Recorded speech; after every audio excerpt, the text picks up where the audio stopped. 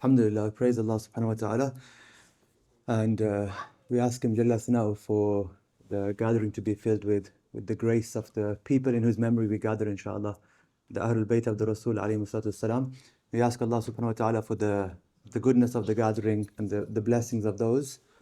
Our masters radiallahu anhu ardahum. We ask Allah subhanahu wa ta'ala that there's the grace and the light of the Imams of this ummah, inshallah, fills our hearts and permeates our beings. Inshallah, and we ask Allah for a permanence of presence. Right? What we seek ultimately is a permanence of presence inside the circles of the Rasul alayhi salatu. These are all, wherever the Imams of the Ahlul Bayt alayhi salam, the masters of our tradition, the companions, wherever they're mentioned, it's ultimately, it's one of the circles of the Rasul.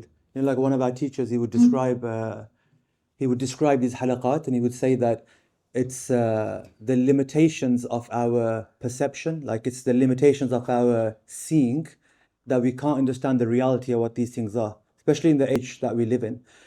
He would say that if the veils were lifted, like if Allah subhanahu wa ta'ala allowed us to see the reality of just sitting here, he said you'd see no gap, you'd see no distance between a gathering of this nature and the Rawda of the Rasul alayhi salatu in the blessed city. And sometimes we think these are devotional statements, but they have a spiritual reality, right? All of these things it's ultimately about connection, and these are some of the core elements of our deen. This is actually what I wanted to share. The time's quite short, and we have a few things to get through, inshallah.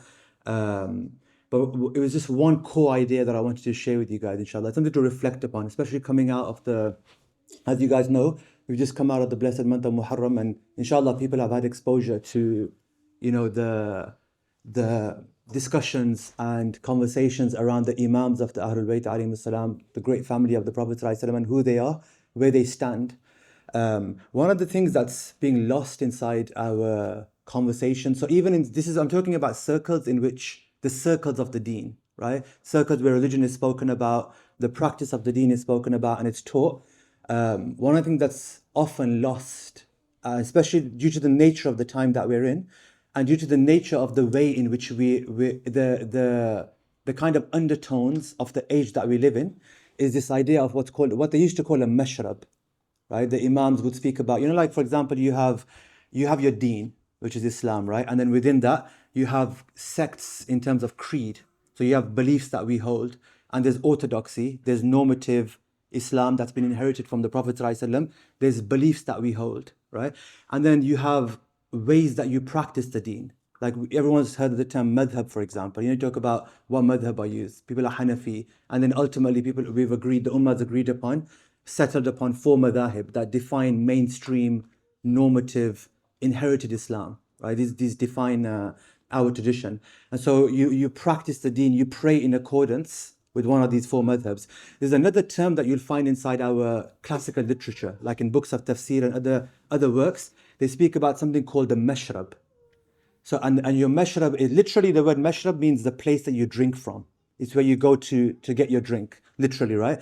But the idea of the mashrab is that within the way that you do deen, or the way that you receive or embrace the deen, there's there's a spiritual flavor, there's a spiritual orientation to the deen, right? So to your practice of the deen. So for instance, right, just to make this a bit more concrete, so as Muslims, Orthodox mainstream Muslims, we all believe, for instance, in Tawheed, right? That would be a core belief. It defines us. And then there's, as Sunni Muslims, as people who embrace the normative mainstream teaching of the Prophet ﷺ, there's beliefs that we hold around Tawheed. So there's a certain way that we understand Tawheed, right? So we understand that Allah subhanahu wa ta'ala is one in His being, for example, that there's not 2 gods. That we understand that Allah is one in that nobody else is worthy of being worshipped except Allah subhanahu wa ta'ala. Allah is one in His attributes, for example, that Allah subhanahu wa ta'ala, He's unique in His attributes. These are beliefs. So with something as central as Tawheed, it defines our deen. So we're Muslim in that we believe in Tawheed, and then that Tawheed has details, right? There's details to that. So you believe in the oneness of God, that entails something, it means something, right? So belief in like we just said, belief in the oneness of God it includes believing in the uniqueness of Allah's attributes, that nobody has power like Allah's power, right? Nobody is one in the sense that Allah is one. These are core beliefs, right? Then the Imams, they speak about mashrab. So like in Tawheed, for example, we have a Mashrab. What does that mean? Your belief in the oneness of Allah, it could be something the substance can be there. It could be something very dry, right? Like often it becomes those. So the people who speak about Tawheed and espouse, like to push the idea of Tawheed often inside the Ummah, there's a very dry idea of Tawheed. You know, like just the oneness of God, we believe in that. It's an abstract idea. The Mashrab is when that idea, the belief in the oneness of God, now becomes something that you experience. It becomes a living experience, right?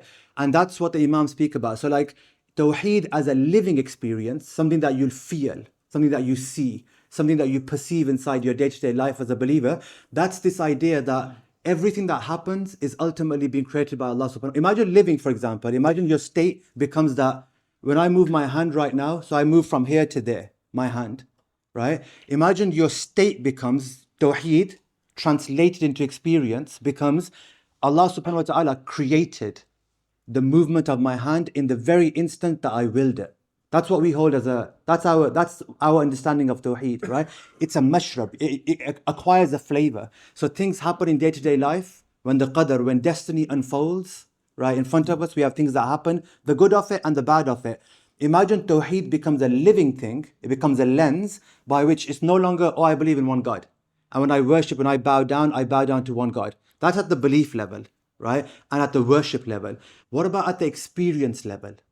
Right? At the level of Tawheed now becoming an undercurrent, it becomes an undertone that literally permeates everything that happens day to day, everything that we're doing, right? So something bad happens and you look at it through the lens of Tawheed, which is interesting actually, because this is what the Sahaba are being trained upon. If you look at the Quranic training of the companions, they're being trained, not just because if you think about it, belief in Tawheed takes a moment. How long does it take for a person to convert from an idol worshipper polytheist to a Muslim? It takes a moment.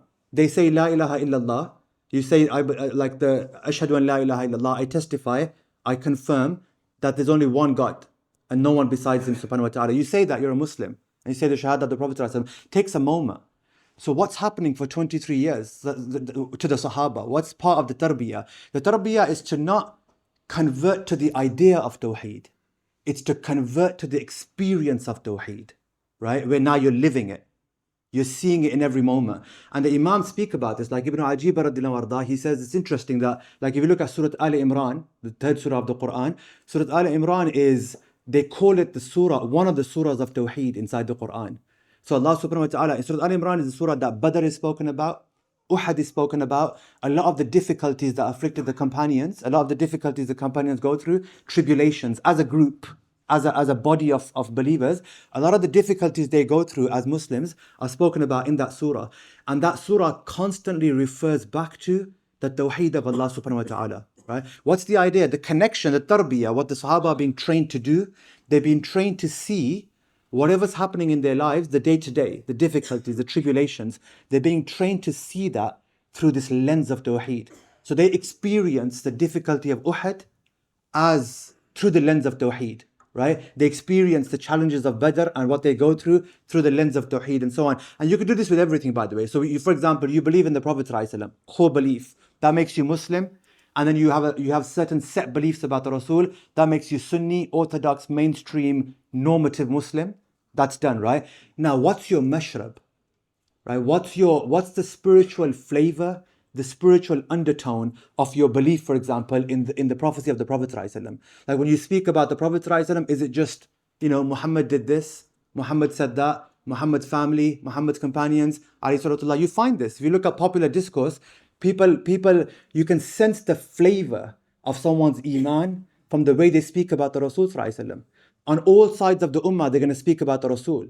How do they say his name? Right? And the early people were big, they were massive on Mashrab. And this is something the algorithm can't give you guys. Right? The algorithm cannot serve you up your Mashrab. Algorithm can give you a lot of information. Right? The algorithm can do all sorts for you. ChatGPT can write your assignments, write your khutbahs. It can do all of it for you and you can save a lot of time. But the algorithm cannot give you the spiritual undertone, the flavor of your iman. You just can't be fed that by the algorithm. It's not going to give you that. Right? That's received from people who have that spiritual reality, right? And then they carry that spirituality. For example, why is it that you can hear two speakers speak about the very same thing, And from the spiritual underpinning, from that tone and the flavor and the orientation and the state of that person, one person relates the same hadith, another one relates the same hadith, and there's an impact that comes from the speaking of one that doesn't come from the other. So the algorithmic part, the information, the content, substance is the same. What's the flavor? You know, another way to think about this, like Ghazali, Ghazali in the Ihya, he speaks about Iman happening at 3 levels.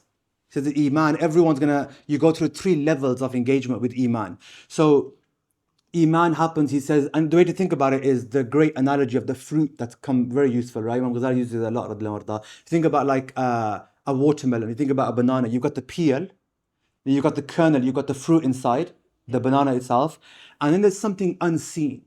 There's an unseen reality, which is ultimately what you're seeking from the fruit, which is what? Yeah, so the nutrients, and then more materially speaking, the taste.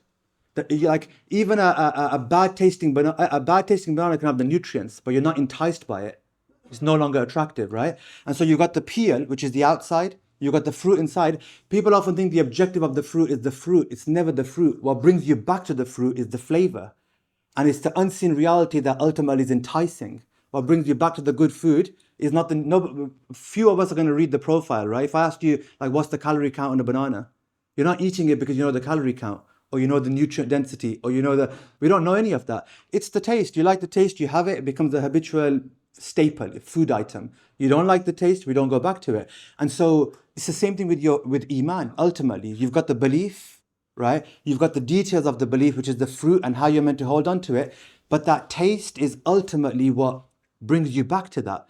That mashrab is being lost inside the ummah. People are not speaking about these realities in that way.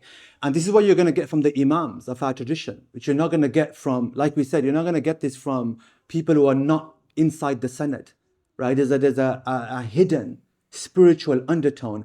This is where the conversation, unfortunately, for example, conversations like the conversation that we're trying to have about the Ahlul Bayt alayhimus salam, this is where these kinds of conversations have become derailed. So people speak about, we were talking about this in the Birmingham gathering, right? Muharram Sharif will come, for instance, and people will make the entire conversation, the entire month, it's a factional sectarian discussion.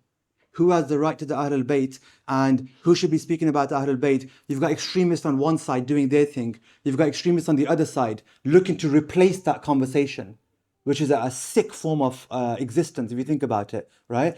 It's a very sick form of existence. People want to replace the conversation of Muharram, take it away from the Imams of the Ahlul Bayt alayhimus salam, away from the grandchildren of the Rasul sallallahu alaihi wasallam, into some other kind of sphere where they want to now have that conversation. Both sides, by the way, are symptoms of the same sickness, right? And often we reduce that sickness to extremes. It's not about extremes. It's the fact that the mashrab of Iman is gone. If you go back, for example, look at the Ottoman Turkey, for instance, right? There was, in Ottoman Turkey, all the way to this day, the Turks are doing this. And anywhere, if you look at any part of the Ummah where the deen is alive and the mashrab of the deen is alive, you'll find that they have a very balanced way of approaching these things, right? So they have every Muharram, for example, they have a recital of the Maqtal of Imam Hussain. There's people who you think are on our side of the discussion, and they say these things are bid'ah, right? Or they'll say that these conversations are not to be had, for instance. You're not meant to talk about it in Muharram. Talk about it some other time, for instance, right? Or like, there's all these kinds of conversations that are happening. This is the death of mashrab. People's aqidah is sound, people's deen is sound, people's practice is sound, they've got their madhab thing sorted, they've got all of that sorted, but none of these things are going to preserve faith. They're not going to preserve the faith. The faith was preserved through the mashrab. And like I said, to this day, where it's living through that spiritual undertone, that flavor, the unseen dimension, which is what we're being robbed of. And this is why we need to be wary about these things, be aware, and be wary about these things and be careful, right? Because a lot of these conversations, and you'll have, for example, right? Let's just take Muharram or the Karbala Sharif, for example, and the Imams of Ahlul Bayt. If you just look at that as an example, people will talk about it in Muharram. And what I mean by what I'm trying to say here is the example of how dangerous this can be, right? So people will talk about it in Muharram as a historical event, as a historical reality. That has never been the mashrab of mainstream normative Sunni scholarship. in our tradition. They don't talk about Karbala, they don't talk about these as mere academic historical events. People are going to debate the historicity of it. Like Muharram is not the time to be talking about sources. It's like Mawlid. How many years passed and we spent the Rabi' Sharif talking about is Mawlid allowed, is it not allowed? Is it a bid'ah, is it not a bid'ah? People sit inside gatherings and rather than having the Sahib al-Mawlid, the one who you gather for, rather than having him at the head of the gathering, his birth, the contention around his birth, sallallahu becomes the head of the gathering, right? And so we wasted many a year talking about these things at the wrong time. Talk about them before, talk about them after, right? You know, like somebody came to Imam al-Darqawi, the great Shadri Imam who wrote the famous letters. Somebody said to him, they were talking about things of this nature, right? And so Imam al-Darqawi has this statement. He says, someone said, look, these people who are against the way that we express love, whether for the Rasul Sallallahu Alaihi Wasallam, for the companions, for the family of the Rasul Sallallahu Alaihi Wasallam, these people who have a problem with the way that we express our love, and in fact have a problem with the expression of love itself, the idea of the expression of love for the Imams of the Ahlul Bayt, those who have a problem with that, like what's the answer? And Imam al-Darqawi says, عداوتك العدو اشتغالك بمحبة الحبيب فإذا اشتغلت بالعدو فقد نال منك نيله. Right? Imam Darqawi says to him, the best way to respond to your enemy is preoccupy yourself with loving the beloved. Right? Just preoccupy yourself with loving the beloved. He said, because if you become preoccupied with the enemy, then the enemy has what he wants from you. They just want you to distract you from your purpose, from the beloved. And so you're here debating the Mawlid and the Rabi' Sharif's gone. And there's no recital of the Shama'il. There's no reconnection, rekindling of your devotional attachment to the Prophet ﷺ, right? There's no, do you get the idea? This is not, and unfortunately, a lot of Islamic quote unquote discourse in the online space, in the masajid space, right? And in other spaces in our houses, a lot of the conversation has just been reduced to this, and it's flavorless. It's a flavorless deen. And who's going to want it? If people are like, our kids don't take to the Prophet ﷺ or his sunnah. How have you presented it? Is the Mashrab sound, right? Do they see adab in the way that you speak about him? Do they see adab in the way that you mention him? Think about this, right? Think about being Imam Ja'far as-Sadiq for a moment. And could you be in the presence of a man like Imam Ja'far and not love the Rasul sallallahu alayhi salamullah? Imam Ja'far as-Sadiq, they say, Imam Malik radhiyallahu anhu, he says, Ibn Abdul Barr mentions in his Al-Isti'ab, he said that every time we would visit Imam Ja'far as-Sadiq, we would find him to be the most pleasant, most happy human being in the world. And this is who? This is the grandson of Sayyidina Imam Zayn al-Abidin, of Sayyidina Imam Hussain alayhi salam. Right, if you think about it, this is like, think about what they've just been through, and they're still going through, by the way. In the age of Imam Ja'far as-Sadiq, the problems haven't disappeared. Imam Malik suffers the brunt of his loyalty to the Ahlul Bayt. Abu Hanifa suffers the brunt of the, it's so, in some of the biographies mentioned about it, like Abu Zuhra, the Egyptian, he mentions about Ahmad ibn Hanbal, the only reason he didn't go out to meet the Ahlul Bayt alayhim salam was because of the age that he lived in. You couldn't go out to visit these people. That was an age inside the history of this ummah, where imams of the caliber of Ahmad ibn Hanbal can't go out to sit with these people and take, right? That's an age inside the history of this ummah. And the betrayal of the Ahlul Bayt is a reality, alayhi salam, right? 150, 200 years of it.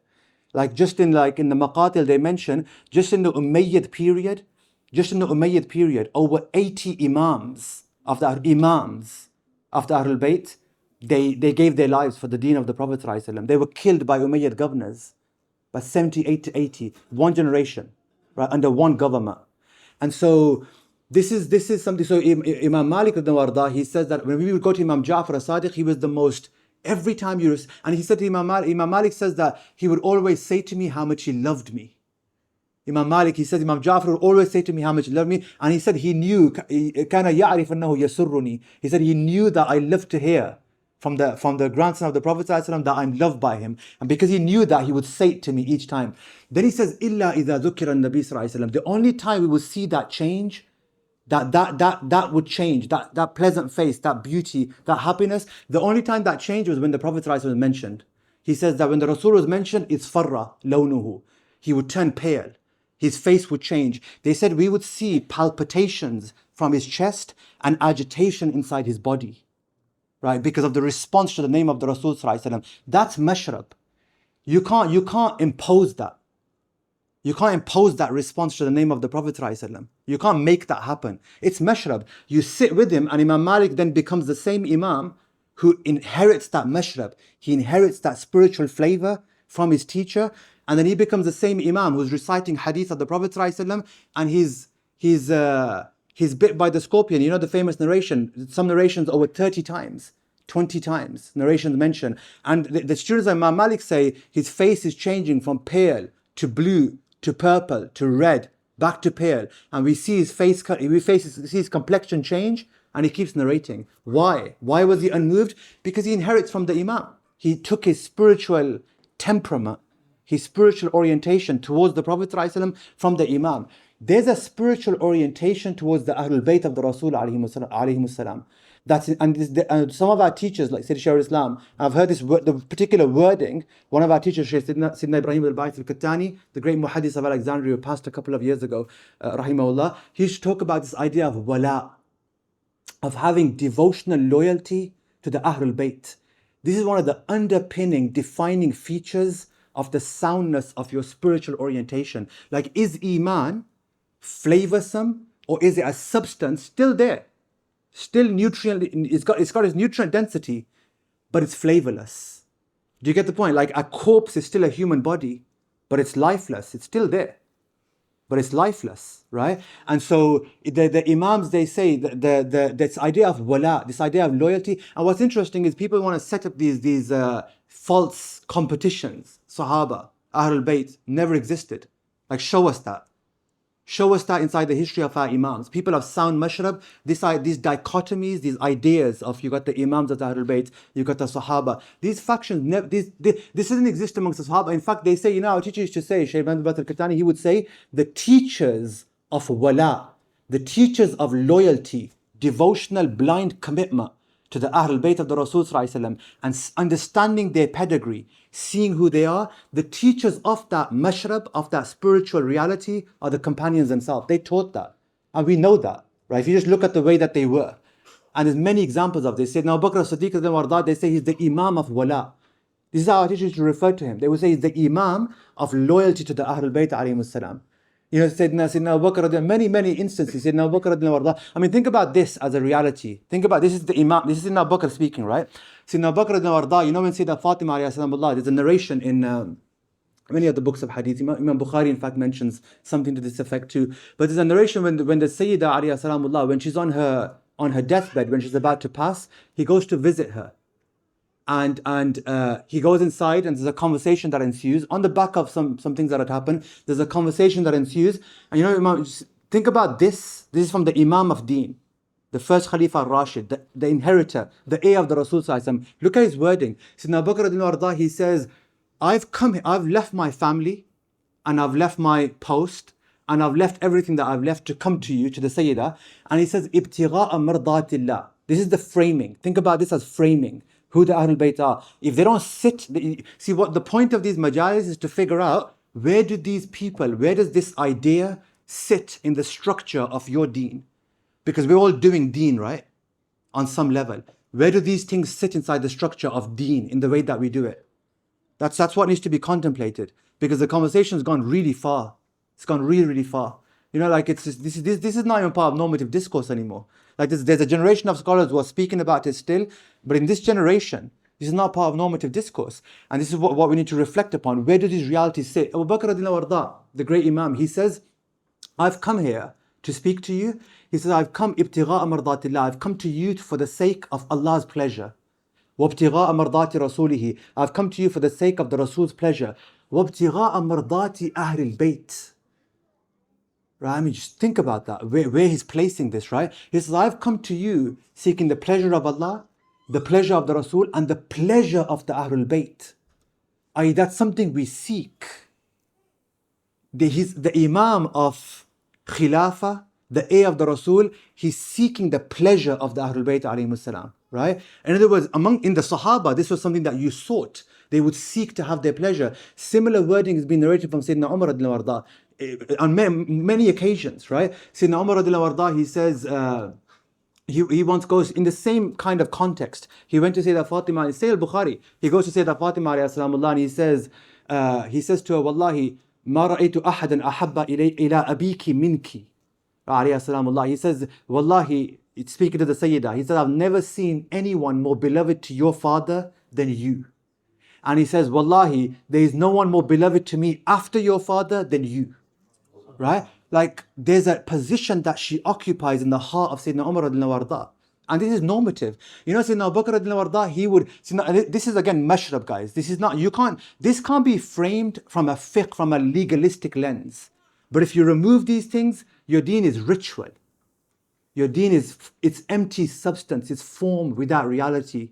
It's that fruit without flavor that nobody wants, right? And it'll be cast away. Even you don't want it, ultimately, right? Sayyidina Abu Bakr radiallahu anhu, this is Mashrab. You know, he would try and reenact incidences from the life of the Prophet ﷺ with the Ahlul Bayt. He would try and reenact them in his own life.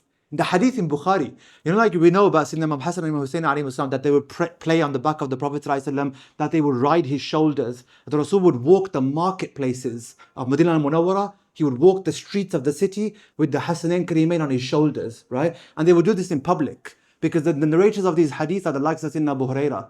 He's not seeing it behind closed doors. He's not from the family. He's seeing this in public.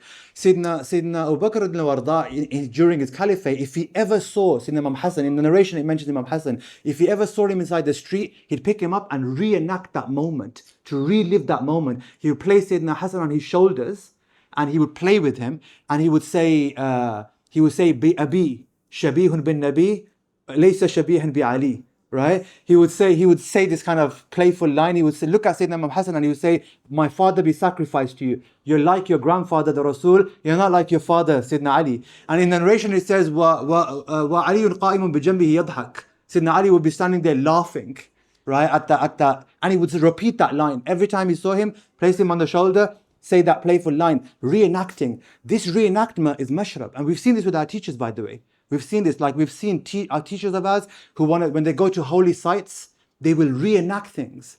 You know, I don't know if many of you have seen Sayyid Shaykh Islam. There's a picture of him in Umrah from the 90s when he goes out to what's the area of Sayyidina Halima called? Banu Sa'ad. He goes to the village of Banu Sa'ad, right? And there's narrations in like Tabaqat ibn Sa'ad where the Rasul would play with the flock of Banu Sa'ad. He would play with the sheep, the flock. And the Sayyid Shaykh went there and he reenacted being a shepherd. He holds a shepherd stick and he walks through the flock, right? What is that? Where is it in the book of fiqh? Where is it in your book of aqidah? It's mashrab, right? People are going to look for these things in their unfortunate, flavorless existences. They're going to look for these things in the books of fiqh and in the books of aqidah and in the books. They're not meant to be there. These are inherited realities. But it's an undertone that literally transcends the entire age of this ummah. It's a reality, and it carries on through every age. And we can mention, just read up on the examples of the companions. You know, there's that famous narration of Sayyid Zayd ibn Thabit, radiallahu anhu. He had just led the janazah. This is Sahih al-Bukhari again. He just led the janazah of his mother, Zayd ibn Thabit, one of the great learned imams. He was one of the imams, the ulama of the Sahaba. And he said that they led his janazah. He comes back and someone brings a mule to him, like the baghla, the mule that he's riding. Someone brings it to him so he can, and as he's about to put his foot inside the saddle, he places his foot inside the saddle. Ibn Abbas, right, the cousin of the Prophet ﷺ, Ibn Ammi Nabi, Ibn Abbas comes and he holds the saddle for Zayd ibn Thabit. And Sayyidina Zayd ibn Thabit is like, you're the family of the Prophet ﷺ, what are you doing? Like he's embarrassed by that. And he says, Sayyidina Abdullah ibn Abbas says, هَكَذَا أُمِرْنَا بِعُلَمَائِنَا. This is what we've been taught to do with our scholars. We honor them, right? Ahlul Bayt or not, this is what we do with our scholars. Zayd ibn Thabit, who's older than him, by the way, he's like 2 generations older. He takes him by the hand, Abdullah ibn Abbas, he takes him by the hand, kisses his hand, and he says, هَكَذَا أُمِرْنَا بِأَهْلِ بَيْتِ نَبِيِّنَا. This is what we've been commanded to treat the family of our Prophet. Like kiss the children of the family of the Prophet ﷺ, we kiss their hands, regardless of status, who we are. Mashrab, right? This is all mashrab. This is all the spiritual undertoning, and it carries on. There is an historical chain of this mashrab inside the ummah of the Prophet ﷺ. When it breaks, iman becomes flavorless, and then we seek these things. We seek iman, as though we're going to find it inside the book of creed, as though you're going to find it in the next motivational talk, as though the algorithm is going to lead you to it. The algorithm will not lead you to it. the Imams, the heirs of love will lead you to the Mashrab that keeps this thing alive. Otherwise it dies. And all of the Imams inherited this. Like from the four Imams, you've heard this many times, right? From the four Imams, all of the Imams of the four madhabs, the people who give us the Sunnah, Abu Hanifa, Malik, Shafi, Ahmad ibn Hanbal, all four Imams underwent difficulty and suffering in their devotion, their wala that we spoke about, in their devotional loyalty to the Ahlul Bayt of the Rasul Sallallahu Alaihi Wasallam. Abu Hanifa we know about, imprisonment, flogging. Imam Malik has his shoulders dislocated, his arms are taken out. Same thing, it's the commitment. You know, Imam Shafi, for example, we'll end with this because there's many layers of discussion. Imam Shafi was one of the great Imams who taught the Mashrab. In the Shafi, Imam Shafi is the founder of the foundation layer of the Shafi madhab. Imam Shafi radiallahu, in his time, one of the great Sayyidas of the Ahlul Bayt, Sayyidah Nafisa bint Hassan al-Anwar, bint Zayd al-Ablaj, Ibn Zayd al-Ablaj, the granddaughter of Sayyidina Hassan, Imam Hassan alayhi salam. She's the daughter of Hassan al-Anwar, who's the son of Imam Zayd, right? Al-Ablaj, and then and it goes back to Sayyidina Imam Hassan alayhi salam. 2 generations. She's the great granddaughter. Sayyidina Nafisa, the great saint, the patron saint or the matron saint of the lands of Cairo, radiallahu ardaha. They say that our teachers who teach us the adab, they would say that she's one of the first, amongst the first 5 things you do in Cairo is to visit Sayyidina Nafisa. And if you don't go, la barakallahu fi ziyaratikum, they would say. May your trip to Cairo not be blessed for not going to the Sayyidah. Imam Shafi radiallahu ardaha, you know, Imam Shafi would go to the Sayyidah. This is when he's become Imam Shafi, but the madhab is established. He's done Iraq, he's done Yemen, he's been everywhere. He studied in Makkah al-Mukarramah, in the school of Ibn Abbas, he's learned from Sayyidina Imam Malik, everything's done. He's become the Imam. He gets to Cairo, and they find his students would find him, like one of his students, his name is Rabi'a, he would find him going and visiting this woman with a hijab. And they're like, and some of the people who don't understand, in fact in the biography they mentioned that people, it actually says, some people who did not understand what he wanted, his maqsood. People who never understood what he's about, they would say to him, مَا لَكَ تَأْتِي إِلَى هَذِهِ الْمَرَةِ الْمَحْجُوبَةِ وَأَنْتَ الشَّافِعِي. Right? They would say, what's up with you? You go to this veiled woman for deen and you're Shafi'i. And you know what Imam Shafi would say? He says, هَذَا إِلْمُكُمْ. Here's your knowledge. تَرَكْتُهُ لَكُمْ. I leave it to you. Go take your knowledge. Do your stuff. Do your academic stuff, right? Do your stunts. Take your knowledge. He says, إِنَّمَا آتِيهَا لِأَسْتَمِدَّ مِنْ مِشْكَاتِ النَّبُوَّةِ. This is on her. If you go, you'll find the events of the Shafi's life on the maqam of the Sayyidah. He says, I come to this woman to take from the lantern of prophecy directly. You take your knowledge and keep it. Right? I come to this woman, لِأَسْتَمِدَّ مِنْ مِشْكَاتِ النَّبُوَّةِ. I come to her to take from the niche, the lantern of prophecy. This woman is a candle of prophecy. We take directly. Imam Shafi, if he was ever ill, radiallahu arda, Imam Shafi was ever ill, the first thing he would do, send a group of students and go to the Sayyidah, Sayyidah Nafisa alayhi salam. This is Imam Shafi with everything. You know, Imam Shafi, Imam Nawawi said that really inside the history of this ummah is Qutbiyya, the highest rank of spirituality, gathered with tajdeed, gathered with imama in fiqh. You don't find those 3 things coming together. Rare that you're going to have a Qutb who's also the mujaddid and who's also the imam of fiqh in his age. Imam Shafi is those 3 together, right? With his Qutbiyya, with the rank that Allah gives him, he falls ill, and the students, they would say things like a headache. He would say, go to Sayyidah Nafisa. Like it's a headache, right? Go to the Sayyidah. And he would send a group of students and he would say, ask her for a dua that's jami', ask her for a dua that's comprehensive, that heals me inwardly, outwardly, right? And she'll make a dua, and Imam Shafi'i says, never did it happen that I sent my students to Sayyidah Nafisa, except that before they reached back to where I was healed. Every time, right? And they say about Imam Shafi'i radiallahu anhu, this is his dying moment. Think about this is the last words you say. The last thing on his mind is the Ahlul Bayt alayhim as-salam. As he dies.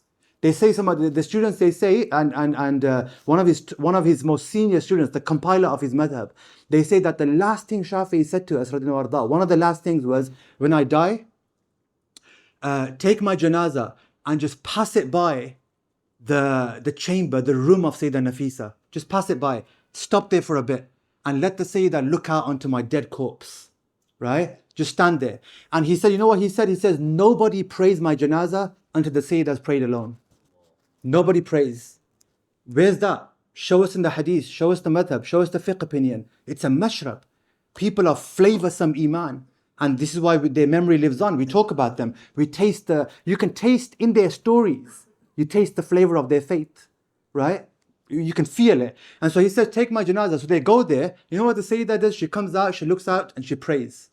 She prays the janazah on her own, in a strong historical narration. She prays the janazah over the corpse of Imam Shafi'i, and then she says, Rahimallahu Shafi'i, laqad kana yuhsin al-wudu. That's all she says. She looks out and she says, Allah have mercy on Shafi'i, he should do a good wudu. And on one level, it's like, what are you saying? Like, what? That's all you got to say about Shafi'i. Like, imagine your comments on someone after their death. The best thing you can say, kana yuhsin al-wudu. The students, they say, in fact, she couldn't say anything better, because what she was saying was that this is a man that had done the wudu of his spirit. He kana yuhsin al-wudu. His wudu was so real, so intense, so authentic. He'd washed out everything, and that's why he's pure. And then she prays, and they take him for the janazah inside the masjid, right? And then he's buried. This is mashrab. And so inshallah, we ask Allah subhanahu wa ta'ala for this type of connection. This is the secret to your iman being preserved is not in the next aqidah class. And that's essential, right? It's not in your next motivational talk. It's not in your next ChatGPT search. Your secret is find the imams that bear the mashrab and drink from that mashrab, because that's literally what it is. It's a drinking place, right? Drink from the mashrab. And then all these issues that we have with, I'm feeling low, feeling weak, it's not there. It is there. Today, all of that, it starts disappearing, right? Because the mashrab is the flavors are there, right? And so we ask Allah subhanahu wa ta'ala for the flavors of faith, inshallah, and the truest flavors of faith. We ask Allah subhanahu wa ta'ala for the grace of the Ahlul Bayt alayhim as-salam to cover us, this world and the next, inshallah. We ask Allah subhanahu wa ta'ala for their intercession, inshallah. Sallallahu ala Sayyidina Muhammad wa ala alihi wa sahbihi wa sallam.